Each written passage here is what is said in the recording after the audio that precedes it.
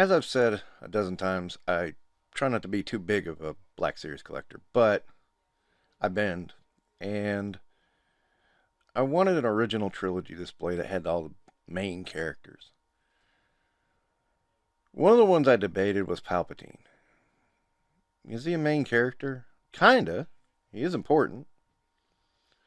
But you only see him for the last movie, and barely at that. He didn't really make it a big impact until the very end. But the impact was huge. Granted, he had more stuff to do in the prequel trilogy. And in some ways, as much as we say Star Wars was ruined by the prequels, I really thought Palpatine was hurt the worst. However, I still enjoy Palpatine from Return of the Jedi. I thought he was kind of cool in a menacing way. And I finally decided I needed to get a Palpatine for my display. But in doing so, you're dealing with some figures that are not exactly grand. And I kind of see why Black Series collectors are kind of dropping off, because it's like, God, how many years have you had to do Palpatine? You can't get him right? Still, I wanted a basic one. Just the old man with the cane. None of the fancy stuff. And I did find one. How is it? Let's find out. So yeah, Palpatine's pretty basic. I mean, that's the character. Black robes, cane. Occasionally he'll come out with a lightning bolt, but I really didn't want the lightning bolts for this because he's going to just sit on the display anyway.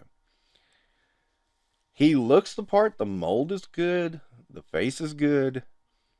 I even like the way that the cloth cape drapes over him. Doesn't cover his face, but it doesn't make it very easy to see him either. He's got your basic Black Series posability, which is a letdown, but then again, I'm not going to be trying to do Spider-Man poses with the Emperor. What I do like is the overall presentation. The sum of the parts are better than the individual parts. Yeah, I know, that sounds kind of weird, but it really does work. I mean, if we're talking about Palpatine in his appearance in the original trilogy. Now, that's a tough figure to pull off because it is so basic, yet is still pretty good. Part of it is design work, part of it is what the character does in the movie. Palpatine really doesn't do anything till almost the very end. And even then, it's not a lot of physical prowess, more magical prowess. And he really doesn't move. He just kind of shoots lightning bolts.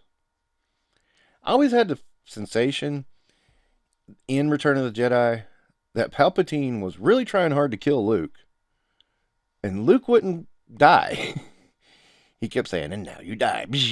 And Luke would still hang on.